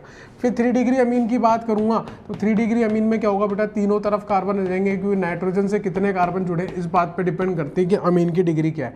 तो ये कितने तरीके से बन सकता है, एक तरीके से, यानी कि टोटल कितने आ गए बेटा, हमारे 4 आ गए C3H9N के। आपको ऐसे सवाल को सोल्व करना है तो आपको जल्दी से सवाल सोल्व हो जाएगा, बना बना के देखोगे तो बहुत ज़्यादा टाइम लगेगा। जैसे 10th वाला ट्राई करते हैं बेटा। 10th वाला क्या बोल रहा है, C4H10O। तो C4H10O की सबसे पहले तो क्या करूंगा बेटा, DU निकालूंगा। तो DU यहाँ पे कितनी निकल के आ रही है, 0। अब 0 DU में क्या क्या संभव है बेटा, ऑक्सीजन आ रहा है, और DU 0 में क्या क्या संभव है, या तो अल्कोहल बनेंगे या फिर ईथर बनेंगे। तो पहले तो अल्कोहल की बारी है, अल्कोहल कितने बनेंगे, तो मैं यहाँ पे अल्कोहल बनाना चाहता हूँ, तो मैं यहाँ पे क्या लिखूंगा बेटा, C4H9OH। OH ही तो क्रियात्मक समूह होता है अल्कोहल का, बाकी का क्या हिस्सा बचा, C4H9। और जैसे ही C4H9 बना, आपके दिमाग में चमक गया होगा यार कि C4H9 Cl लिखा था थोड़ी देर पहले, तो उसके 4 बना के दिखाए थे इसने, तो अभी C4H9OH लिखा है तो इसके भी 4 ही बनेंगे। तो अल्कोहल कितने बनेंगे बेटा, 4 बनेंगे। अब बारी किसकी, ईथर की। अब ईथर को बनाना है तो ईथर को ईथर की औकात देने के लिए दोनों तरफ हमें कार्बन लगाना जरूरी है। तो एक तरफ लगा दूंगा बेटा CH3, और दूसरी तरफ बाकी के बचे हुए कार्बन। कितने कार्बन बचे, 3 कार्बन बचे, C3H7। और C3H7 को लिखने के तरीके बेटा 2 तरीके, एक तो नॉर्मल प्रोपिल और दूसरा आइसोप्रोपिल, यानी कि इसको लिखने के 2 तरीके, इसको लिखने का एक तरीका, यानी कि 2 तरीके से मैं इस ईथर को लिख सकता हूँ। एक बार तो इधर नॉर्मल प्रोपाइल और इधर मिथाइल, इधर आइसोप्रोपाइल और इधर मिथाइल। समझने की कोशिश करना, यही तरीका आपके लिए सबसे बेस्ट है। जो मैं बोलता जा रहा हूँ वैसे वैसे आप ट्राई भी करते जाना, बना बना के देखना भी घर पे, ठीक है। फिर नेक्स्ट वाला आप देखो, ऐसा भी तो हो सकता है दोनों तरफ ही C2H5 लग जाए, दोनों तरफ हमने कार्बन को बराबर दे दिया। कोई बच्चा ये तो नहीं कहना चाह रहा ना कि सर C3H7 इधर लिख देते, CH3 इधर लिख देते, मैं मुक्का मार दूंगा, ठीक है ना। इधर लिखो चाहे इधर लिखो, कोई फर्क नहीं पड़ रहा। दोनों तरफ कितने कार्बन लिखे बेटा आपकी बार? 2-2। पहले 1 कार्बन और 3 कार्बन इधर, अब दोनों तरफ 2-2 लिख दिए। 2-2 लिख दिए तो बेटा दोनों को एक ही तरीके से लिख सकता हूँ। 2 कार्बन वाले को मैं एक ही तरीके से लिख सकता हूँ, 3 कार्बन वाले को मैं 2 तरीके से, 4 कार्बन वाले को मैं 4 तरीके से लिख सकता था। कुल मिला के कितना आंसर आ गया मेरा? 7 आंसर आ गया। 4 तो अल्कोहल आए और 3 क्या है बेटा? ईथर। कितना आसान हो गया सवाल यार, बनाना ही नहीं पड़ रहा है मेरे को, मेहनत ही नहीं करनी पड़ी। DU लिखा, DU से मैंने ऑब्जर्वेशन निकाला कि यार अमीन कितने बनेंगे, किस किस प्रकार के बनेंगे, 1 degree 2 degree 3 degree, alcohol ether कैसे बनेंगे वो निकाल लिया। कितना आसान हो गया सवाल। नेक्स्ट क्या दे रखा है हमको? C4H2 अल्डिहाइड एवं कीटोन, ठीक है। मैं उम्मीद कर रहा हूँ कि आप लोग ट्राई करते जा रहे होंगे और जहां अटक रहे होंगे, जैसे मैंने आप वो सिखा दिया तो आप वापस पोज कर लो, वापस से ट्राई कर लो, आगे के वापस से ट्राई कर लो। कौन मना कर रहा है?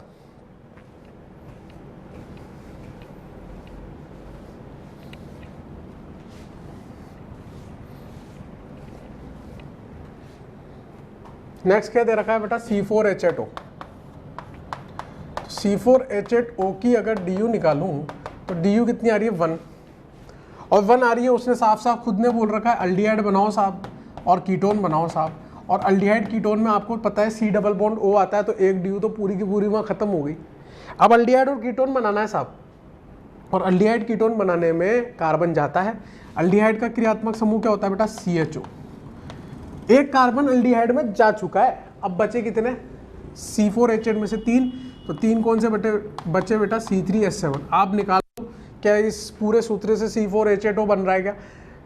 H तो 8 हो गए, कार्बन 4 हो गए, एक ऑक्सीजन हो गया। C3H7 को लिखने के कितने तरीके हैं? 2, नॉर्मल प्रोपाइल और आइसोप्रोपाइल। तो इस अल्डिहाइड को मैं कितने तरीके से लिख सकता हूँ बेटा? 2 तरीके से लिख सकता हूँ, एक बार तो नॉर्मल तरीके से और एक बार आइसो तरीके से। विश्वास नहीं हो रहा हो तो मैं लिख के भी बता देता हूँ, क्योंकि मुझे पता है मक्कार तो तुम हो ही। यहाँ पे CHO लिख सकते हो और यहाँ पे CHO लिख सकते हो। ये रहा नॉर्मल, ये रहा आइसो। 2 तरह के भिन्न हाइड्रोजन थे। बताया ना यार, एल्किल मूलक के साथ खेलो। अब मैं क्या बात कर रहा हूँ? कीटोन की बात कर रहा हूँ। 4 कार्बन का कीटोन है, बीच में C डबल बॉन्ड O लिखना पड़ेगा। एक तरफ आप CH3 को रखो यार और दूसरी तरफ आप C2H5 को रखो यार, क्योंकि एक C डबल बॉन्ड O में कार्बन तो जा चुका है। बचे कितने? 3 में से एक को इधर रख के देख लिया, 2 को इधर रख के देख लिया। इसके कितने संभव है बेटा? एक ही संभव है, क्योंकि आप 2 कार्बन इधर रख लो चाहे इधर रख लो, कोई फर्क नहीं पड़ रहा। तो कितने बनेंगे? 3 बनेंगे। 2 अल्डिहाइड बन गए, 1 कीटोन बन गए। कितना आसान सवाल था। अब लगे रहो ऐसे तो मुन्ना भाई की तरह बनाते रहो सारे के सारे, कोई मतलब ही नहीं है उसमें। सीधे तरीके से करो ना यार। जब आपको एल्किल मूलक के साथ बेटा, ये तरीका जो है ये आपका एक इंजीनियर का तरीका है, एक डॉक्टर का तरीका है सोचने का। IQ लेवल है आपके पास, तभी तो तैयारी करने आए हो। नहीं तो फिर वो कट्टे उठाने वालों की तरह फिर लगे रहो, सारे बनाते रहो, ठीक है ना। C4H8O हो गया बेटा। अब नेक्स्ट बारी किसकी है? C7H8O की, ठीक है। 12 नंबर क्या दे रखा है अपने को? C7H8O, और उसमें भी हमें कंस्टेंट लगा के दे दिया भैया ने कि केवल बेंजीन वाले बनाने हैं। तो पहले तो DU निकालूंगा, क्योंकि बेंजीन के लिए मुझे कम से कम 4 DU चाहिए। क्या वो संभव है भी या नहीं है? तो अगर मैं यहाँ पे बना के देखूंगा, DU का फॉर्मूला 7 + 1 - 8/2। ऑक्सीजन से कोई फर्क पड़ता ही नहीं, क्योंकि ऑक्सीजन का जिक्र ही नहीं है DU के सूत्र में। तो 8 - 4, तो यहाँ पे 4 आ गई भी DU, बन जाएगी बेंजीन हमारी। तो बेंजीन बना लो। 6 कार्बन तो बेंजीन बनाने में खत्म हो गए हमारे, ये लो। अब बचा क्या? 1 कार्बन बचा और ऑक्सीजन बचा, उसी के साथ खेलना है। और उसमें कोई द्विबंध भी नहीं आना चाहिए, क्योंकि बेंजीन में चला गया सारी की सारी DU। तो अब कैसे सेट कर सकता हूँ मैं? अब सोचने वाली बात है, मैं कैसे सेट कर सकता हूँ बेटा? हो सकता है कि 1 कार्बन पे OH लगाओ, 6 कार्बन तो अंदर हो गया और 1 कार्बन पे OH लग गया, बेंजाइल अल्कोहल। और क्या हो सकता था कि यार फिनॉल होता, और फिनॉल के ऑर्थो, मेटा और पैरा स्थिति पर क्या लगे होते हैं? CH3 लगे होते हैं। मैं तो आपको सारे बना के बताता हूँ, नहीं तो आप चौंक जाओगे, दिमाग खराब हो जाएगा आपका कि यार ये क्या कर रहा है। यहाँ पर CH3 लगा हो सकता है ऑर्थो पे, और कहाँ लगा सकता है? ऑर्थो क्रिसोल हो गया ये। और कहाँ लगा हो सकता है? मेटा पे भी लगा सकते थे बेटा, पैरा पे भी लगा सकते थे। मेटा पैरा पे कैसे लगा सकते थे? मतलब मैं सीधे बता रहा हूँ आपको, आसान तरीके से 3 बन जाते हैं इसके। लेकिन आप एक बार मैं पूरा लिख के बता देता हूँ आपको। कहाँ पे लगा सकते हो आप, मेटा पे लगा सकते हो, और कहाँ लगा सकते हो, पैरा पे लगा सकते हो, ये कहना चाह रहा हूँ मैं। तो मैंने उस 3 को एक ही में ख़त्म कर दिया। आप चाहो तो सीधे भी कर सकते हो, जो बच्चे सीधे करना चाहे सीधे कर लो, जो बच्चे पूरा लिखना चाहे पूरा कर लो, कोई फ़र्क नहीं पड़ रहा। तो इसके कितने बन सकते, 3 और एक 4 बन गए। अभी बात खत्म नहीं हुई, अल्कोहल बनाया तो ईथर भी तो बनेगा। ईथर बनेगा तो ईथर कैसा बनेगा यार, एक कार्बन का ईथर बनेगा OCH3, क्या नाम है, एनिसोल। सबके नाम याद होने चाहिए, बेंजाइल अल्कोहल, ऑर्थोक्रिसोल, मेटाक्रिसोल, पैराक्रिसोल और एनिसोल। इसके अलावा कोई संभव नहीं है। कितने बनेंगे भाई, 5 बनेंगे। 5 तरीके से बना सकता हूँ यार, और कोई तरीका हो तो बता दो आप मुझे, मेरे को तो नहीं लगता और कोई तरीका है। तो ये 12 सवाल कराया मैंने आपको, यहाँ तक पहले आप नोट डाउन करो, फिर 2-3 सवाल और करते फिर आगे बढ़ते हैं। हाँ भाई, 2-3 सवाल और देखते बेटा, डिफरेंट वेराइटी के सवाल देखते हैं। आओ यहाँ पे लिख देता हूँ मैं, आप खुद ट्राई करोगे एक बार, मैंने आपको तरीके बताए और मैं आपको फिर बोल रहा हूँ यार प्लीज़ आप लोग इस तरीके से ट्राई करो जिस तरह से मैं ट्राई करता हूँ, जिस तरीके से मैं लिखता हूँ। यार मैं कैसे लिखता हूँ आपको पता है, एल्किल मूलक वाली स्टाइल में है ना, एल्किल मूलक वाली स्टाइल में ट्राई करो। 12 तक हो गए थे बेटा, 13 नंबर वाला सवाल दे रहा हूँ बेटा मैं आपको। आप ट्राई करो C5H10O, इसमें केवल आपको अल्डिहाइड और कीटोन बनाने, ठीक है। और फिर आप ट्राई करोगे C5H12O, जिसमें आपको खुद ट्राई करो क्या बनाने हैं, मैं क्यों लिखूं। 15 नंबर आप ट्राई करेंगे C6H10, 7 - 5, ठीक है ना। ओनली एल्काइन, एल्काइन वाले सवाल बनाने हैं आपको, इसमें सिर्फ एल्काइन बनाने हैं। और एक आप ट्राई करेंगे C4H8O2, जिसमें आपको एसिड और एस्टर बनाने हैं। क्या बनाने हैं, एसिड और एस्टर बनाने हैं केवल, ठीक है। तो पोज करो, ट्राई करो, डिस्कस करते हैं। तो 13 नंबर वाला आपने ट्राई कर लिया होगा। 13 नंबर वाला क्या है,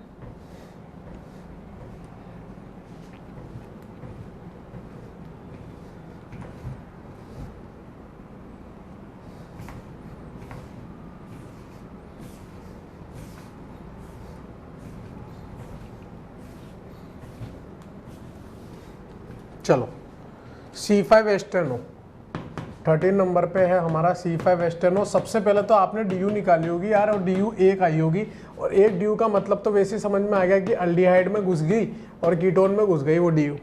बात समझ में ही आपको। अब अल्डिहाइड में वो कीटोन में घुस गई, 5 कार्बन का अल्डिहाइड कीटोन बनाना है, तो उसमें से अल्डिहाइड में कितना चले जाएगा, 1 कार्बन तो अल्डिहाइड में चल गया, बाकी का बचा हुआ माल क्या बच गया बेटा, आपका अल्काइल मूलक की तरह बन गया। अब मैंने यहाँ पे Cl लगाओ, चाहे OH लगाओ, चाहे NH2 लगाओ, चाहे CHO लगाओ, क्या फर्क पड़ रहा है। ये पूरा का पूरा मेरे लिए किसकी तरह है यार, ये पूरा का पूरा मेरे लिए क्रियात्मक समूह G की तरह है। और ये क्या है, R है, RG लिखा हुआ है। और R क्या है बेटा, हमारा C4H9। कितनी तरीके से अल्डिहाइड बन सकते हैं यार, 4 तरीके से अल्डिहाइड बन सकते हैं। देखो बनाने की जरूरत ही नहीं है, कौन मेहनत करेगा इतनी सारी लिखने की। अब 2 लाइन में 3 लाइन में सवाल खत्म कर रहा हूँ। फिर कीटोन है, कीटोन में 1 कार्बन तो जा चुका है, 1 इधर रखो, बाकी के इधर रखो आइटम को, C3H7, ठीक है। तो C3H7 को कितनी तरीके से लिख सकते हैं बेटा, 2 तरीके से लिख सकते हैं। मिथाइल को केवल 1 तरीके से, इसलिए यहाँ पे कितने तरीके से इस कीटोन को लिखा जा सकता है, 2 तरीके से। फिर बात करते हैं एक और कीटोन की, तो इधर भी 2 कार्बन रख लो और इधर भी 2 कार्बन रख लो, तो कितनी तरीके से लिख सकते हैं इसको, एक ही तरीके से, क्योंकि 2 कार्बन एक ही तरीके से सेट कर सकते हैं। तो टोटल कितने बने, 7। थोड़ी देर पहले अपन ने यहाँ पर एक एग्जांपल किया था C4H12O वाला, ठीक है ना, जिसमें अपन ने अल्कोहल ईथर बनाए थे। तो मैंने CHO की जगह क्या रखा था, OH, और मैंने C डबल बॉन्ड O की जगह क्या रखा था, ऑक्सीजन। वही का वही आंसर आ रहा, वही का वही पैटर्न है, कोई फर्क नहीं आया, आंसर 7 आ गया है। नेक्स्ट क्या है बेटा, 14 नंबर पे C5H12O। DU कितना आ रहा है भैया बोलना, DU कितना आ रहा है, 6 - 6 0 आ रहा है, 0 आ रहा है, यानी कि जो भी बनेगा वो सिग्मा 1 वाला बनेगा, यानी कि अल्कोहल बनेगा, ईथर बनेगा, क्योंकि ऑक्सीजन का जिक्र हो रहा है। और अल्कोहल बनेगा तो OH लिख दिया, बाकी का सारा माल किस में डाल दिया, अल्काइल मूलक के रूप में, तो C5H11OH हो गया यार। और कितने C5H11OH के कितने बन सकते हैं, बोल ही नहीं रहो यार, कितने बनते हैं C5H11 के, 8। तो 8 तो अल्कोहल बन गए। अब अपने को ईथर बनाना है। ईथर के लिए क्या करना पड़ेगा, दोनों तरफ कार्बन देना पड़ेगा। एक इधर दे दिया, बचा C4H9 इधर दे दिया। C4H9 को कितनी तरीके से लिख सकते हैं, 4, और इसको एक तरीके से, यानी कि 4 ईथर तो यहाँ से संभव है। फिर क्या करूँगा, इधर 2 कार्बन लगा दूंगा बेटा और इधर 3 कार्बन लगा दूंगा। फिर 3 कार्बन को कितनी तरीके से लिख सकते हैं, 2 तरीके से लिख सकते हैं। इसको तो एक ही तरीके से लिख सकते हैं, तो यहाँ पे 2 लिख दिए। अब मैं चाहे इधर 3 दूँ चाहे इधर 3 दूँ, एक ही बात है, मैं कर ही नहीं सकता और कोई जुगाड़। तो 8 4 12 और 2 14 आंसर आ गया इसका। इस तरीके से 3 लाइन में सवाल हो रहा है भाई। 3 कार्बन, मैं इधर 3 कार्बन लिख दूंगा तो इधर 2 ही रह जाएंगे ना, तो यही तो बात हो गई। मैं इधर 4 कार्बन लिख दूंगा तो इधर 1 ही रह जाएगा ना, तो वही तो बात हो गई। देखो कितना आसान हो गया सवाल। अब आप इसको बना बना के देखते तो कितना लंबा छोड़ा पड़ता। तो 14 तक मैंने बताया, 15 और 16 में इधर बता देता हूँ आपको बेटा, इधर ध्यान दो।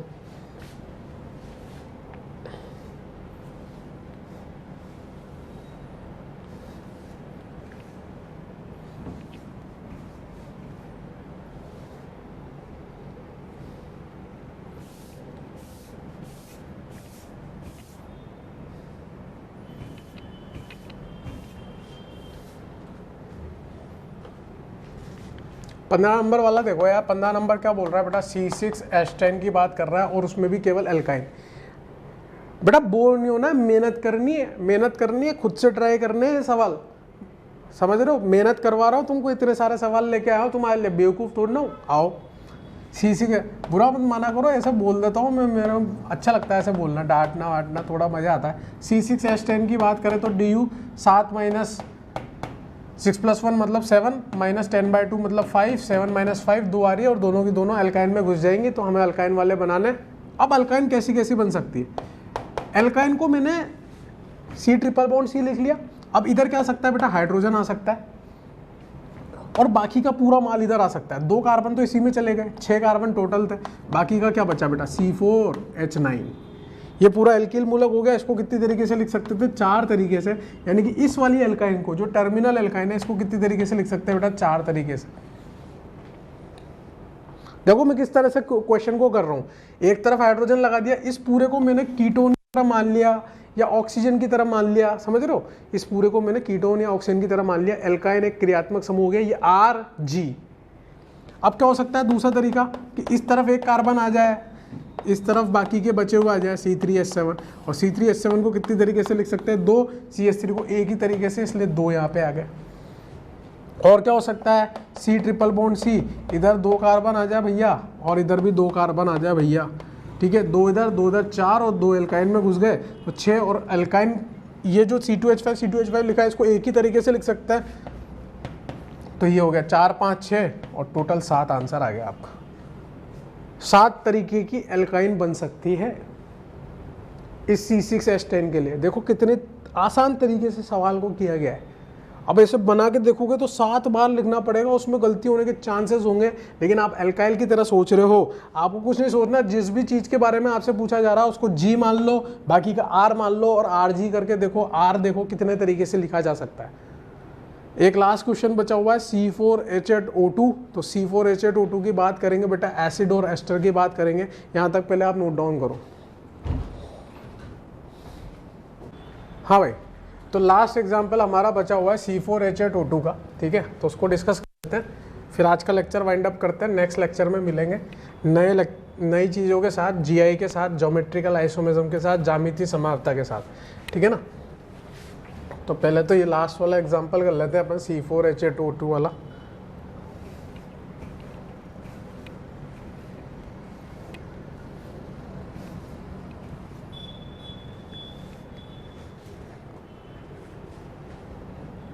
C4H8O2 है ना, एसिड और एस्टर की बात चल रही थी, यानी कि DU निकालूंगा तो इसकी DU 1 आ रही है, और 1 में अम्ल बन सकता है और एस्टर बन सकता है आसानी से। अब अपने को अम्ल बनाना है, तो अम्ल में CHO की जगह अल्डिहाइड लिखते थे पहले, अल्डिहाइड की जगह COH चल जाएगा, क्या फ़र्क पड़ रहा है, एक कार्बन उसमें चल गया, बचे कितने कार्बन भैया, 3 कार्बन बचे यार। अब 3 कार्बन का एसिड लिख रहा है, 3 कार्बन को कितनी तरीके से सेट कर सकते हैं, 2 तरीके से, एसिड आ गया, खत्म हो गया एसिड। एसिड को इतने तरीके से लिख सकते हो, 3 और 1 4 कार्बन हो गए, C4H8O2 हो गया। C3H7 को 2 तरीके से लिख सकते हो, नॉर्मल और आइसो। अब बात करते हैं अपन एस्टर की यार। एस्टर को एस्टर की औकात देने के लिए कम से कम बेटा यहाँ पर एक कार्बन आपको लगाना आवश्यक है। यहाँ पर कितने कार्बन लगाने आवश्यक है? कम से कम एक कार्बन लगाना आपको आवश्यक है। आप इधर कितने ही लगाओ कोई फर्क नहीं पड़ता, लगाओ तो लगाओ, मत लगाओ कोई फर्क नहीं पड़ता। अब मैंने जब एक कार्बन लगा रखा है तो 2 कार्बन चले गए बेटा, बचा क्या? C2H5, चारों कार्बन आ गए। इसको कितनी तरीके से लिख सकते? एक ही तरीके से, क्योंकि चाहे इसको घुमा लो चाहे इसको घुमा लो, एक ही तरीका है मेरे पास। दूसरा क्या है बेटा, यहाँ पे 2 कार्बन कर दूं और यहाँ पर 1 कार्बन कर दूं। इसको कितनी तरीके से लिख सकते हैं? एक C2H5 को लिखने का तरीका है, एक CH3 को लिखने का तरीका है। फिर देखो मैं यहाँ पर 3 कार्बन कर दूं और यहाँ पे H कर दूं, अभी भी एस्टर है। एस्टर के इधर हाइड्रोजन भी आ सकता है, R भी आ सकता है, लेकिन इधर हाइड्रोजन नहीं आ सकता था, नहीं तो वो एसिड हो जाता। C3H7 को लिखने के कितने तरीके बेटा? 2, और यहाँ पे ये 2 तरीके से। यानी कि एस्टर को मैं कितने तरीके से लिख सक रहा हूँ भैया? एस्टर को 4 तरीके से लिख रखा हूँ और 2 तरीके से एसिड को लिख रखा हूँ। तो यहाँ पर टोटल कितने आ गए भैया? 6 आ गए संरचनात्मक समावेवी C4H8O2 के, जिसमें अपन को एसिड और एस्टर की बात करनी है। बात समझ में है आपको? तो इस तरीके से बेटा आपको अनुसूत्र दिया जाएगा और आपसे संरचनात्मक समावेवी पूछे जाएंगे कि कितने संरचनात्मक समावेवी बन सकते हैं इस अनुसूत्र के लिए, और उसमें कंडीशन लगा के दे देंगे कि भैया या तो अल्डिहाइड कीटोन ही बनाओ, एसिड एस्टर ही बनाओ। ऐसा नहीं है, सारी चीज़ें बनवा लेंगे आपसे। बात समझ में आ रही है आपको? तो मैंने आपको बहुत सारी प्रैक्टिस कराई है बेटा, और भी सवाल आपको मिल जाएंगे। आप एनसीईआरटी में देख लो, कहीं दूसरी शीट्स में देख लो, ठीक है? मैं आपके साथ शीट शेयर कर दूंगा, उस शीट में देख लेना आप भले, ठीक है ना? काफ़ी सारे एग्जांपल्स और मिल जाएंगे, आप उसको ट्राई करना और एनसीईआरटी जरूर पढ़ते रहना। नेक्स्ट लेक्चर में मैं ज्यामिति समानता पढ़ाऊँगा, एनसीईआरटी से जरूर पढ़ के आना यार please. Thank you so much.